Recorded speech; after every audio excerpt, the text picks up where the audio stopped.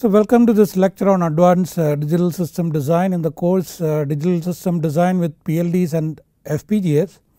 The last few lectures we have been discussing some issues in the controller, FSM issues, and the last lecture we have looked at the problem of state assignment.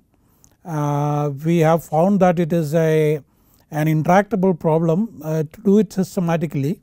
So we have tried some heuristic approach to minimizing the area. Then we have looked at the problem of unused states, what problems it can create and how to handle it for a fault tolerant finite state machine design. Okay.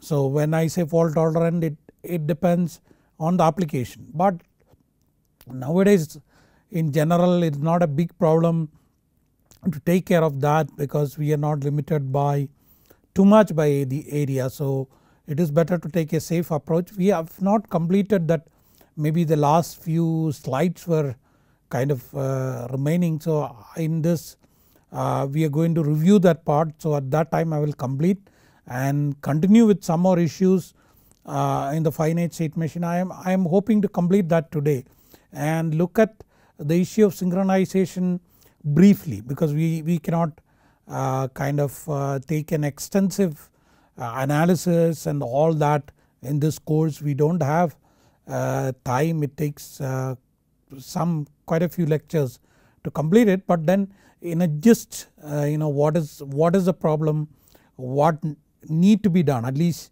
something which can be done routinely, that we will see. But there are advanced techniques which you may have to refer to the literature. So let us go into the last week slides, last lecture slides. So this is what we have seen. We have looked at the problem of state assignment. Suppose a state diagram or a state machine has number of states as S, then the number of flip flops are N. Okay. So which is log S to the base 2, the ceiling of log S to the base 2. Okay.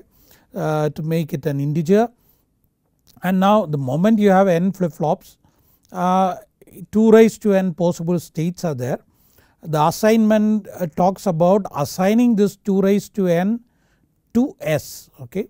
First of all, how many possible ways to do the state assignment? It's a problem of permutation, because states are unique and this 2 raised to n possible states are also unique. Okay. So it's a permutation. So it's a permutation of 2 raised to n comma S, and for even a reasonable size FSM, it's a medium level FSM, we can say, like state is 17 and n is 5, we will end up with a huge number of possible assignments. And suppose our aim is to minimize the logic area of next state logic and output logic, then this is an intractable problem. So we look for the heuristic solution to these two problems, and definitely if you look, we are, as far as say you take the next state logic optimization, wherein we are looking at the next state as a function of the present state and input. So when you minimize, we are trying to play with the min terms which is formed of the input condition and the present state, and what we have controlled is the states, because we are assigning the states. So that tells that if we look in the next state table, and this is what we have controlled. I have written the assign the state, but assume that this is Si and this is St. We are trying to find, and this is Sk, both are Sk. Okay. Now I put kind of numerical values, but assume that this state is Si, this is St, this is Sk and Sk. So if Si and St transit to same next state Sk under the same input condition, then we will end up with, say, when you form equation for D2, D1 and D0, see D2 has 2 1s and the min terms are like that, and you know that it differs, since I have assigned this as 0 1 0 0 1 1, it is logically adjacent, and when you group it all rest are same, and when you play with logic adjacency theorem, this Q0 literal will go off from the resulting kind of phi literal product term. Okay. So that is how it happens. So this can be applied to the more number of states, but there is no fun in trying to do that with the 3 states. It should be in powers of 2, because we can eliminate if there are 4 kind of logically adjacent assignment, then we can remove 2 literals. Then if it is 8, then we can remove 3 literals and so on. But these are, as you go higher the chances are less, but definitely this like 2 states producing the same next state for same input condition is a possibility. So that is what is shown here, and now this throws up a, and that is what formally stated, and I have told that even if like there is a situation, suppose these are not same, for D2 if both are 1, it like if you have exhausted all possibilities and nothing is working out, even in this case suppose these are different, even D2 is 1, and if we can have logically adjacent kind of assignment, at least for the D2 the equation will be kind of area will be minimized, because you should know that we are not talking a single kind of logical circuit, we are talking about a logic circuit for D2, D1 and D0, which comprises together, it comprises the next state logic circuit. Okay. Now this kind of prompts us how to do the output logic minimization, a heuristic which say for a Moore kind of output, we say if there are Si, Sj transit to same Sk, sorry, it produces same output. Okay, because the output is a decode of the present state. Then this being same, if we can make this Si and Sj logically adjacent, which is an example is shown here 0 1 0 0 1 1.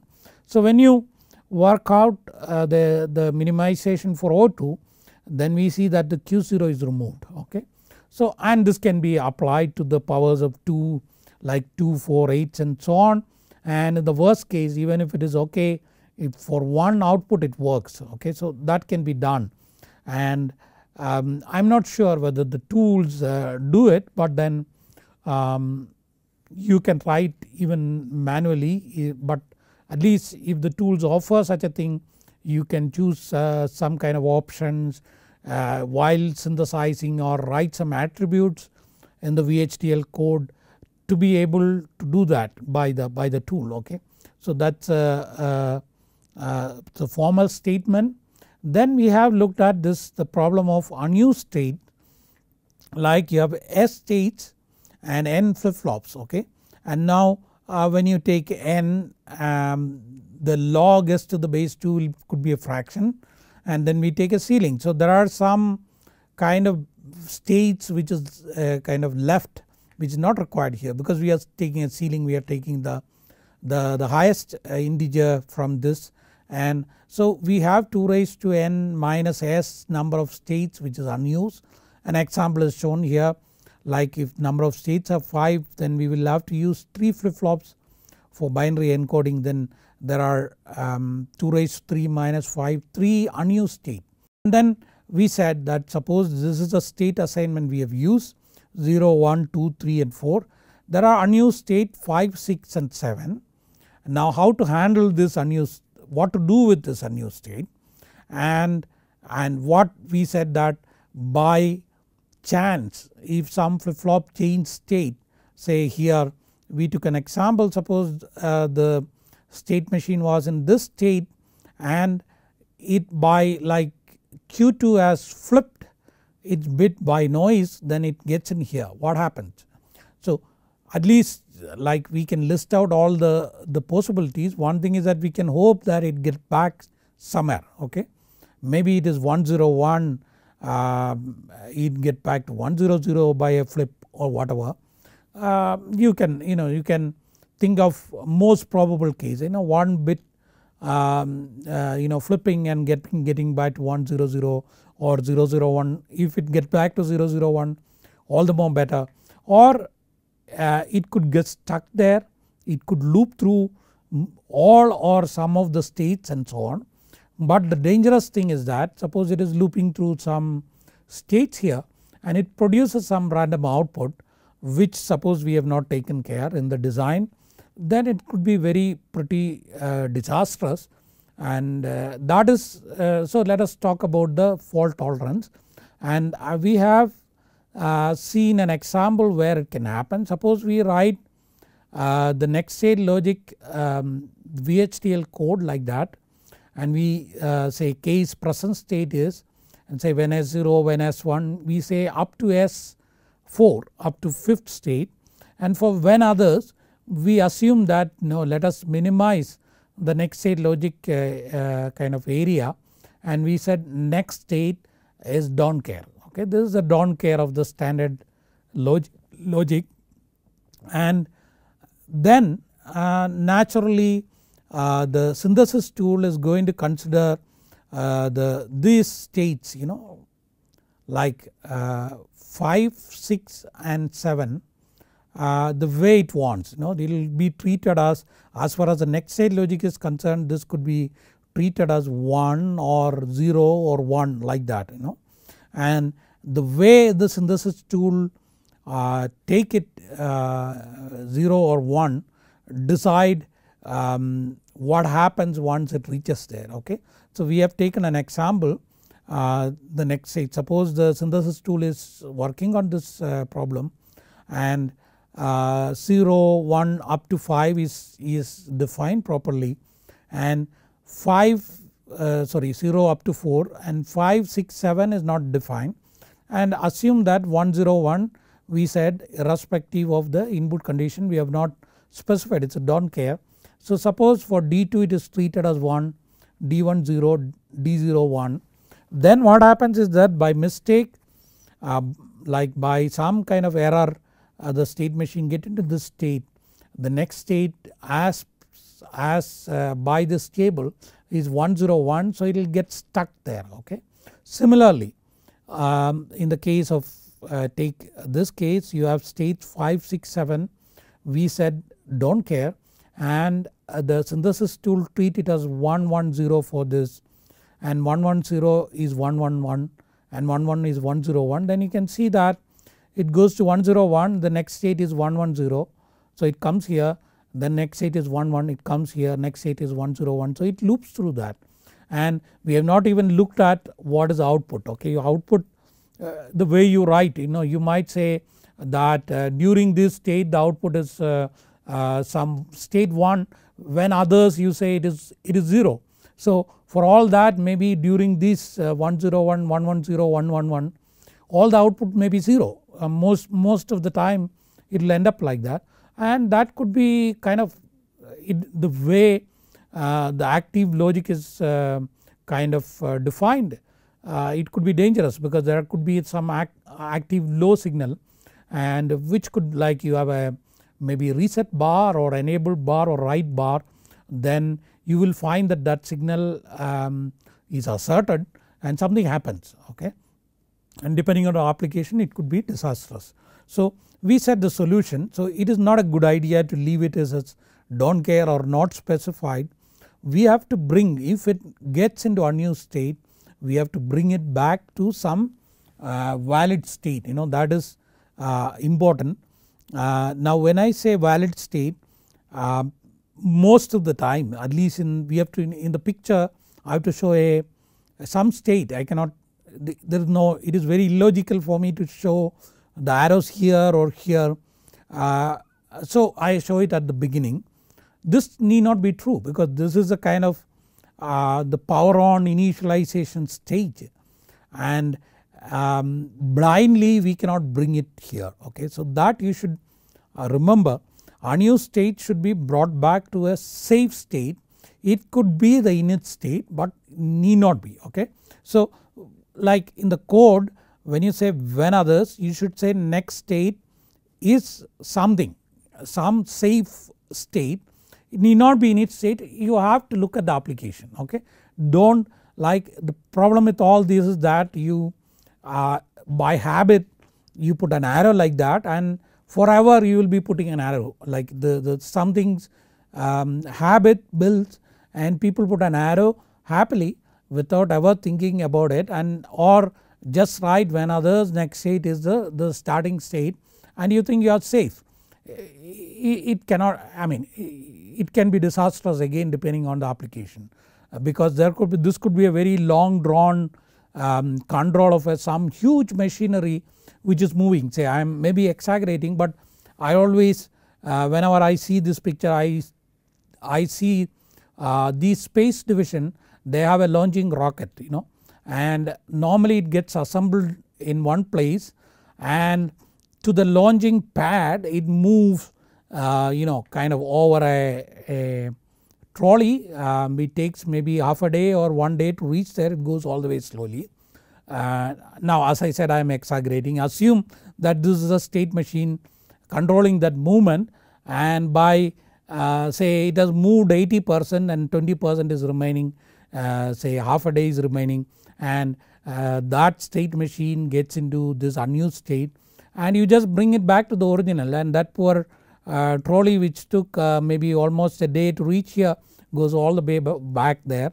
You can imagine much dangerous example, like this is definitely an exaggeration, but like you can take medical where human safety is involved, and I suggest that you be very kind of serious about, as engineers, very serious about what you are designing. Okay, many people don't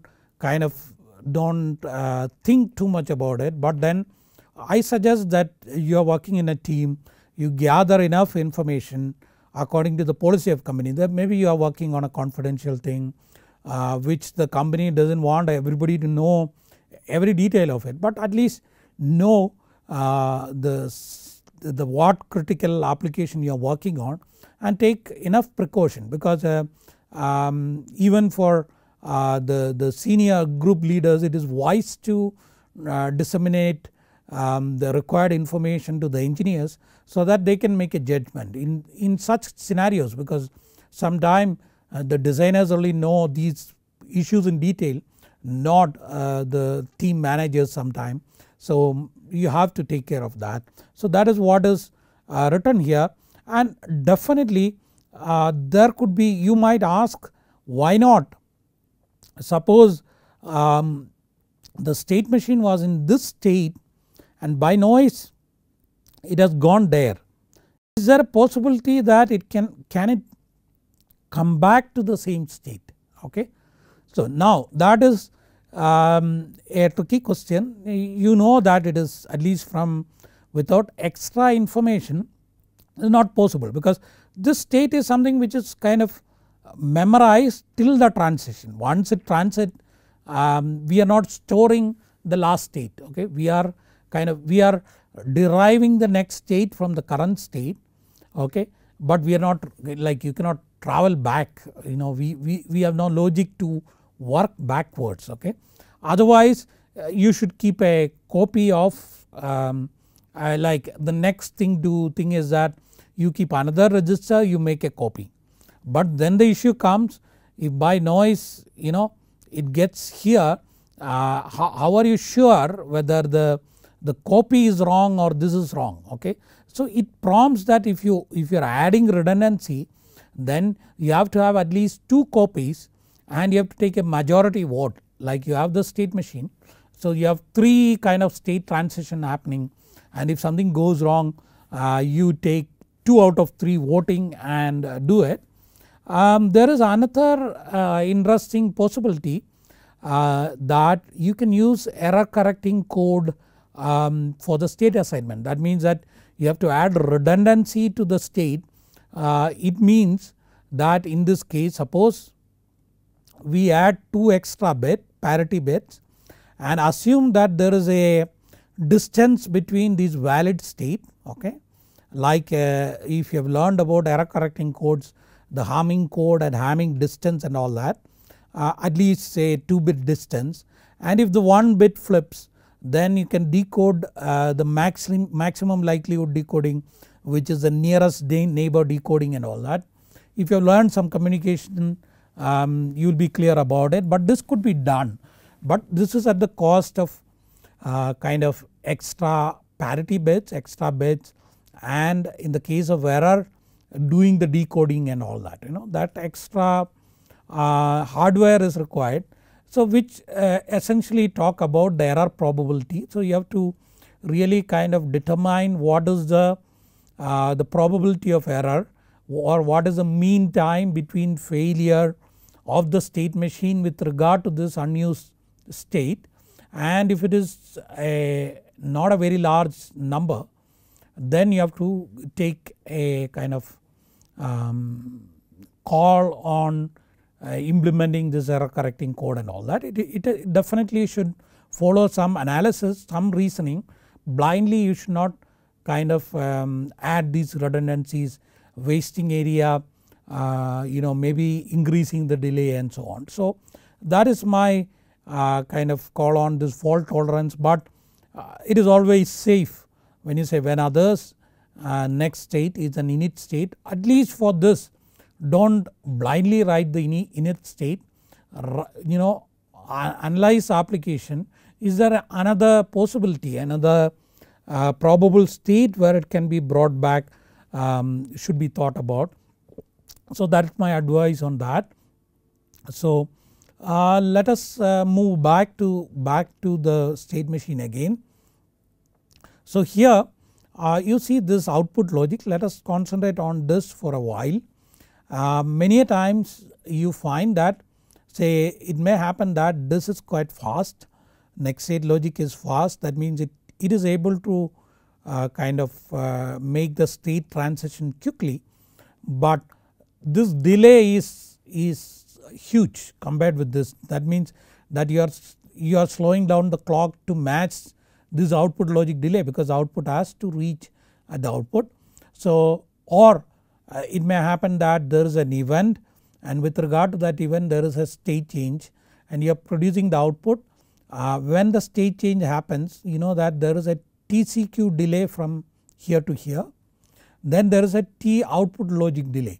So in response to some input, it might take a 1 clock period for the state to change, then TCQ plus T output logic delay for the output to come. So at least in some cases this output delay may not be kind of tolerable, I mean that may be high, so the output delay is TCQ or TCO plus T output logic, that is what is written here. The question is that how can we reduce this output delay if required, okay, if required. It is not that you should try to reduce it. If you have implemented, you have looked at the various delays, and if it is okay with you, go ahead, there is no problem, okay, you do not need to reduce it. But if there is a requirement to reduce it, how to reduce is the question, and let us ponder. You can think about it, okay. Now you are at will to go ahead, you can, when I ask such questions, I mean don't fast forward the slide and look at the kind of slide. When I ask such a question, maybe you should pause and think about it, okay. So let us come back to the state machine diagram. So we have a problem here, when the clock comes, it takes TCQ time plus T output logic time, say so much time for the output to be valid, okay, and valid output comes after so much time, okay. Now the question is that can we reduce it, okay. Now there are two ways, kind of, if you look at this block diagram very carefully, or you say if you kind of contemplate on this block diagram as some would like to put it. So here you know that look at the present state. Present state is nothing but like upon a clock this next state becomes the present state, okay.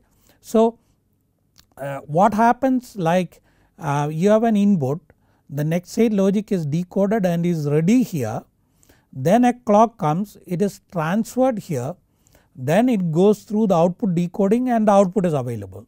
So let us ask this question, why not, anyway the next state if it is ready, instead of waiting for the clock to come and for that to appear here, let us take the next state and put this output logic here and take the output. Okay, we cannot take the output because that we are expecting after the clock. So let us put one flip flop, a set of registers at the output. If there are 3 output, we will put 3 flip flops clocked by the same thing, so that when the clock comes the state change and output also change, and we need the state. Now do not think that the state is not required, because state is required to kind of decode the next state. So this is very much required, but instead of waiting for the next state to appear at the present state and decode, we will put the output logic here and then we have to put a set of flip flops at the output, because the state change and output change. Okay. So that is one possibility. So keep that in mind. Okay. The next possibility is, so that is one good possibility. The next possibility is that think that there are say 5 states. So we have 3 flip flops. Okay. So Q2, Q1, Q0. Assume there are 3 outputs, maybe some write bar, enable or latch or something like that. Can we encode this output in Q2, Q1, Q0 directly? Okay, that means whether we can take Q2 as enable, Q1 as write bar, Q0 as latch or something like that. Okay. Now, then it is a great thing, because then need any logic, this is removed and the delay is TCQ. Okay. Now the earlier approach also is the delay is TCQ, because upon the clock this output comes out of the register. Okay. So these are the 2 probable method, and now let us look at the diagram. So this I have written. So this decoding from the next state looks like this. You have initially we used to put the output logic here. Now we put output logic here next at the output of the next state logic, and we put the registers for the output, and which is clocked by the same clock, because it has to, the output change has to synchronize with the state change. Okay. When this next state for which the output is decoded becomes the present state, that output with regard to that next state is available at the output. Okay. Now there is an issue. Look at the register to register path, because to decide on this clock frequency we need to consider now 2 paths. One is this red line, that is from the state flip flop Q2, Q1, Q0 to D2, D1, D0, and there are 3 into 3 9 possibilities like Q2 to D2, Q2 to D1 and so on. Okay. So 9 paths are there. So we have to say TCQ plus T next state logic plus T setup is a clock period. But you look at the other path where from this state flip flop through the next state logic, through the output logic, it reaches this output flip flop. So you will have TCQ, T next state logic, T output logic and the setup time. Okay. So this is like you will be asking, okay fine, the output delay is reduced, but what about this clock period? Now the clock period might take a bad turn, because it could be more, but mind you there could be some kind of consolation, because next state logic is a combination circuit, the output logic is a combination circuit. Now it is possible to put it together and minimize it. Okay. Now instead of decoding from the input and the present state the next state and then decoding the output logic, we could, what I mean is that you can think of this as a single circuit where the output is decoded directly from the input and the present state. So if the tool is able to flatten it, put as a contiguous kind of circuit and minimize it, maybe this next state logic plus output logic delay might be comparable to this original next state logic delay. Then we have done it, nothing is lost, and the output delay is reduced. Okay.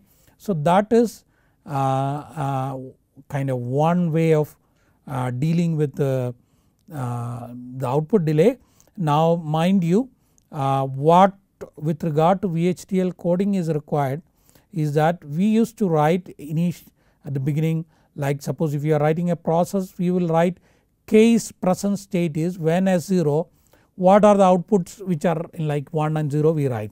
So here instead of saying case present state is, because the output logic was here, we say case next state is, and then that will generate the outputs and then you can register it, or we can write this register and this logic together in a process, because we have seen that a registers with the preceding combination logic can be written in one kind of process. Okay.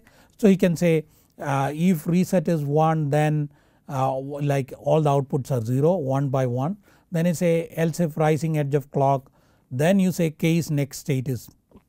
So this will be taken care. Okay.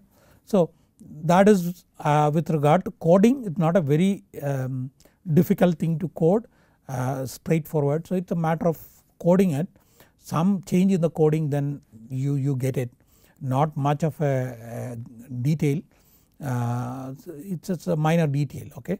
So the critical path delay is TCQ plus TNSL TOL plus T setup.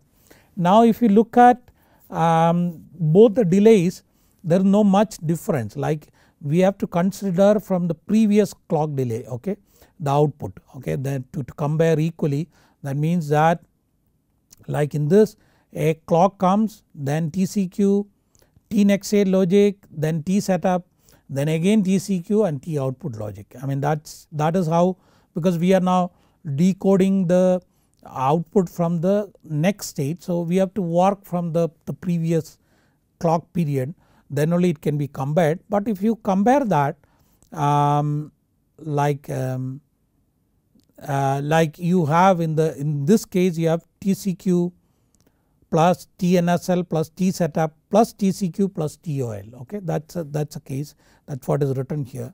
But if you look at this, the same thing, TCQ plus TNSL plus TOL plus T setup plus TCQ. So only the order is different from the previous clock edge. The total delay is same, but after clock edge this will give you only just one TCQ. That is like earlier the boundary was here, so you like after a clock edge you have get TCQ plus TOL, but here after a clock edge only TCQ comes because the TOL goes before that. Okay. So but our only hope is, or consolation is that when both are minimized together, this TNSL plus TOL could be greater than this TNSL plus TOL, because that can get minimized. Okay. This cannot get minimized because there is a register boundary coming in between, there is a next state logic, then there is a flip flop here and output logic. But here if you look at, we have moved the output logic before, so between one register and the next register you have both together and that can get minimized. Okay. So from this kind of expression itself, for a clever student you can make out what is happening because I have written these terms in that particular order. Okay. So that tells you what is the advantage. So that is about output decoding from the next state. So just a summary, we have started with the unused state, and we said that for fault tolerance that you have to bring the state machine to a safe state. This is a good practice for irrespective of any design. Do bring from the unused state, make a transition to a safe state. Then we have looked at the problem of reducing the output delay, and we said there are two ways. One is the decoding the output from the next state logic than the present state, but you have to register that output to be kind of coincident handle with the state change.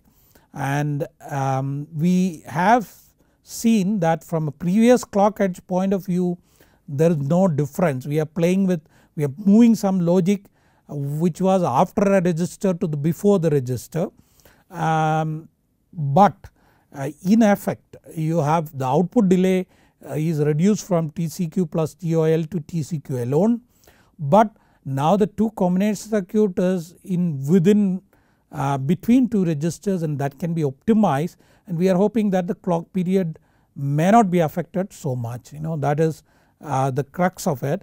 Now let us look at the next technique where the output is encoded in the present state. And if you remember the block diagram, if you remember the lecture we have started seriously, not the introduction, not the course policies and all that.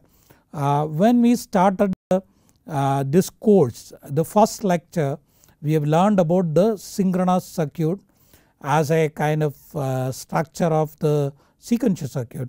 This is the kind of the structure of a synchronous counter, okay, but the counter may not be counting in strict sequence, that you should remember. So you can imagine now we are back to a counter which is maybe a crazy count it may go through all kinds of sequences depending on the input, but that count output or the state output itself is used as output. And maybe at the outset you might think that no, this is not going to happen, this is not possible, okay. Mind you, it is more probable than you think, because the reason is that we are not worried about the particular numerical value of the state. You said that when we develop a state diagram, we work with symbolic state, we say S0, S1, S2 and so on, then we assign it to reduce some area and all that. So the same technique can be applied, because we have some two output and two flip flops, say we have the freedom of choosing the state. So looking at the output pattern requirement, if we go back and do the state assignment, then it's possible that this might work, okay. So that is the moment I say that that should kind of trigger some light in your brain, okay. So let us get back to the diagram. So here addition to that, okay, now let us look at it. Maybe we take an example, say take this example, okay. So here the output delay no doubt it's a TCQ, because as soon as the state changes the next state, the present state get next state, and the output is same as present state, so it is valid. So the output delay is TCQ, exactly same as the previous technique. And assume that in our case we are 4 states, S0, S1, S2, S3, and there are 2 outputs. Assume again. Now this is definitely you will accuse me of cooking it up. Yes, I have kind of cooked it up, but these are the kind of possibilities.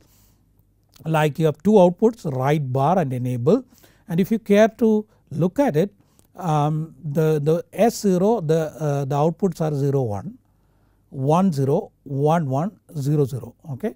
So these are unique patterns 0 1, 1 0, 1 1 and 0 0. So why not to the state S0 we assign 0 1, like Q1 gets 0, Q0 get 1, and S1 1 0, and S2 1 1, S3 and 0 0. That means that straight away the Q1 can be used as write bar and Q0 can be used as enable. So many a times you don't even look at that possibility. It may happen nowadays. What happens is that you do such a kind of suppose say the pattern was 0 0 0 1 1 0 1 1 sequentially, and we have used enumerated data type, then internally the synthesis tool has done a sequential assignment. We have seen that most synthesis tool will do a sequential assignment, which is nothing but 0 0 0 1 1 0 1 1, and it will automatically match. You will find that when the equation of the output is derived, the right bar will be, you will find that it is automatically Q1.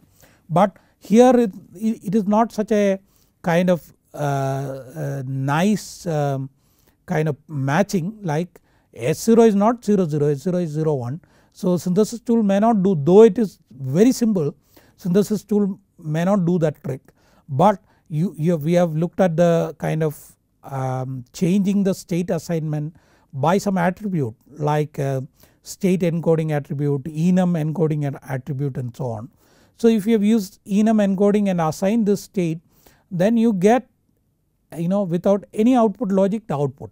So this even compared to the previous technique, this is a very kind of possible technique which you should look at it, okay. So I have told you the reason why it works, okay, because we don't care about the state assignment. So we can do that state assignment. Maybe it may not minimize the next state logic or output logic. Output logic definitely, because there is no output logic at all, okay.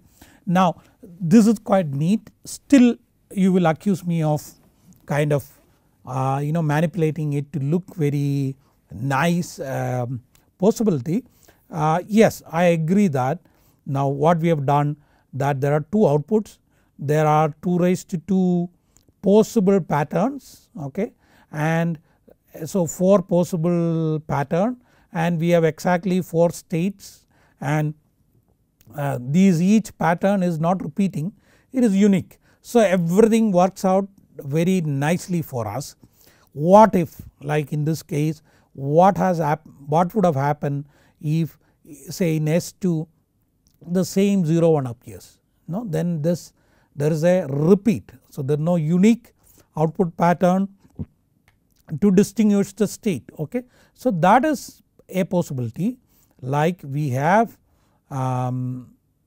like this case, you look at this case, here the same scenario where the output pattern is different.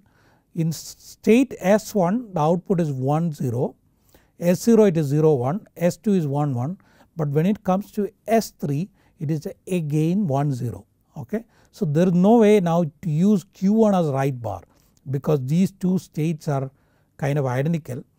But we can do one thing, we can add an extra flip flop, okay. So actually to encode 4 states we need only 2 flip flops, but for us to reduce output delay, what we do is that we introduce one more flip flop for the present state, no harm, okay, absolutely no harm. So that is what we are going to do it. We introduce like Q2 there were only 2 flip flops, we introduce an additional flip flop, and where this pattern was repeating we made it different by making this extra bit 0 in one of the state where the output is repeating, and in the other state where the same output pattern is there we put it 1. So now you look, this is 1 0 0, this is 1 0 1. Rest of the places you can make it 0 or 1, it does not matter. So we have made it 0, there is no particular reason, but yeah, you can make it 1 also. Like this is something you should know in kind of, there is no great reason for to choose 0 or 1 like as a pure logical exercise, but there may be some repercussion with regard to the circuit, because if you think of an NMOS circuit, if the gate is 0 it is off, gate is 1 it is, so like there could be some differences, something is made active, the current is sinking, so you should think about those scenario. But then what I am saying is that we can safely assign the default bits as 0. Now what we do is that we say state 0 is 0 1 0, state 1 is 1 0 0, state 2 is 1 1 0, state 3 is 1 0 1, okay. And now like then we use Q2 as right bar, Q1 enable, and Q0 we do not use it. Q0 is a part of the present state, because we have added this to make this output unique, for this repeated pattern to come in this 2 different state, we have added extra bit. So but you might ask, now you have 3 flip flops and there are 8 possibilities and we have only 4 valid state, there is unused state that has to be brought back and that needs some decoding, all kinds of things, okay, and that may have some repercussion. But if it is going to all 0 it may not add to the circuit, so on. There are, but you think about it, what are the possibilities. So that is a game in encoding output in state bits. You don't have to you don't have to really worry about like a number of outputs and a number of state bits and how many patterns are repeating, like what are the total possibilities, which is greater, which is less, and all that. None of this serious analysis is not required. What we are looking is at what is a repeating pattern, okay. So definitely if the number of like you have some 16 states, only 2 outputs are there, there's no way to kind of encode encode all that the state bits using 2 patterns, so you need extra bits. If the number of outputs like 2 raised to number of outputs are kind of less than the possible state, then you need anyway extra bits, whether it is repeating or not. But in general you can look for the maximum repeat and try to make a difference, because if there are more outputs and less states, definitely there is going to be repetition, okay. So that you should understand that. So let us take another example where this is a little more kind of complex. So we have 7 states, S0, S1, S2, S3, so S4, S5 and S6, and we have 4 output, okay. Now once again I put 4 outputs, so possible patterns are 2 raised to 4 16, which is greater than the number of states. So this should be enough, okay, to encode, but you see there is repetition, okay. So you see that in state 1 these 4 outputs are 0 1 0 1 like that, and in state 0 2 and 4 the output pattern is 0 0 1 0, it is repeating, okay. So we have 3 repetitions. To make a difference we need 2 extra bits, so we added that and we have assigned 0 0 0 here, 0 1 here, 1 0 here to kind of distinguish between these 3, and between these 2 we can make 0 0 and 0 1, rest can be 0 0. So we now assign in like Q5, Q4, Q3, Q2, Q1, Q0, and these are the kind of the state bits, like 6 flip flops. Frankly we require only 3 flip flops, but then in this scheme we end up with 6 flip flop and possible states are 64, but we get now the output directly encoded in the state bit, like you have Q5 as address 1, Q4 as address 0, Q3 as right bar, and Q2 as enable. No? So this is a good mechanism to reduce output delay. So the rule is simply stated, identify the state with same output value. From this there could be multiple of such. From this identify the state where one output pattern repeat maximum, okay. So there could be like this case, there are 2 states where output pattern is repeated, there are 3 states where the same output pattern is there, pick up the 3, okay. Now check how many extra additional bits are required to make a difference, make it, and use the original bits where we started, like Q5, Q4, Q3, Q2 as output, then we are done. So that is encoding output in state bits. So quickly running through it, like this is the game, we are kind of encoding the output in the present state.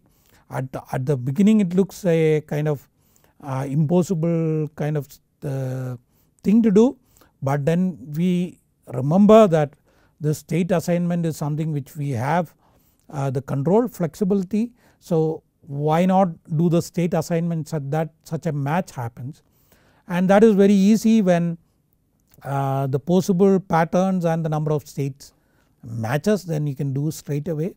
There is a repetition, then you have to take additional bits, and definitely as I said, if the number of state bits 2 to the power of number of outputs are kind of less, you need anyway additional bits.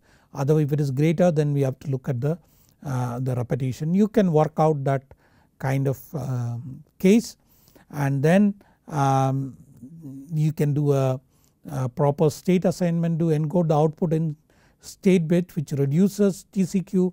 Altogether it throws the output logic, but definitely you should be asking this question. Now we are playing with the state assignment, what happens if this increases the next state logic delay. Yes, these kind of questions should be asked, analyzed. I don't think the tools do it, because the tools many a times choose a kind of fixed kind of state assignment with which this cannot be done. But then you can do like at least in simple cases, you can do an analysis and try to do this yourself. Maybe there are the tools complex, very good tools might try to do this. You have to check the tool manual. So that is what is maybe the last FSM issue that I am kind of discussing in this lecture. Now we have another issue called synchronization. So that maybe we will complete that in the course of the next lecture, and then we have to do we will look at the devices called programmable logic devices. Then we kind of play with the tool before getting into maybe FPGA. We have to learn the test bench to be able to use the tool, because I think we have learned enough to write the VHDL code for data path and the state machine, because you know all about the coding the combination circuit, various syntax, what it means, how the simulation work, how the concurrency is simulated, just for your understanding. And we have looked in detail about the sequential elements, sequential circuit, registers, how to code using various construct, what it means, and then we have looked at in particular about the finite state machine as a separate lecture. We have handled it so that we have good grip on that. So this is good enough for synthesis, but to be able to do a good development, then we have to write the test bench. So I am planning to cover the test bench. Maybe I will in the next few lectures I will try to cover the programmable logic devices. These are being used less and less nowadays, not too much application, but from an academic point of view maybe it is wise to look at it. It's a nice architecture, but it doesn't scale to accommodate kind of complex circuit, and it also has some certain problems like lack of memory, lack of registers and so on. But for certain application it's good as an academic exercise to look at its architecture is a good point, because it tells how that architecture is evolved, and the thinking process behind it is good. So we will look at it.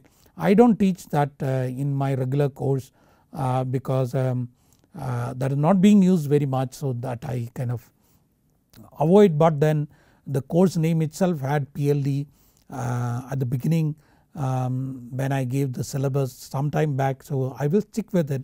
I will cover it. Maybe it will be definitely academically useful, though maybe application wise it is not, you may not kind of end up using it. I don't know what happens after few years if you are kind of, this is being recorded in 2013, what happens if you are listening to these lectures in 2015. I don't know whether that PLDs will be useful, but in any way as I said I will be covering the kind of synchronization in a one lecture or so, then PLDs, then the test benches, then we can look at the FPGAs and a case study and play with the tool to wind it up, and that will be a kind of good conclusion. So I think today we have looked at basically unused state transiting back to the safe state. Then we have looked at that was for fault tolerance. Then we have looked at the techniques to reduce output delay. One was decoding the output from the next state and registering it, and we have seen that analysis wise there is no kind of difference in terms of the terms involved, but there is that within the register boundary the output logic and next state logic is coming together, the minimization can happen, maybe the total critical path delay can come down. Second thing was that the decoding the output in the present state, though it looks kind of a less probable situation, we have found that it is quite useful thing to do, and we have looked at that technique, the algorithm for it. So in the next lecture I am going to handle the problem of synchronization, very important thing. As I said, I cannot do all analysis, come out with various the expression for the fault tolerance and all that. We cannot go in depth, I cannot go into the flip flop. This is something to do with the flip flop. I cannot go in, normally in the course I go into the flip flop, try to analyze, bring out this issue, why it happens, a deep understanding from that point of view. But then if you accept that problem, we will see at least how to handle it. The most simple and most used techniques we will look at it. Without that I feel the course wouldn't be complete, so we will look at it. And so I hope things are coming to the end of the course. Please revise, otherwise when we kind of tying everything together at the end you will be at loss. So because when we have reached the FPGA, then we will be kind of putting everything together. We will be putting the digital system basics, we will be putting the VHDL, the FPGAs, the tool, maybe some board exercise, everything together. So unless you have a good grip it will be difficult to follow. Please go back and revise, learn it well, and I wish you all the best and thank you.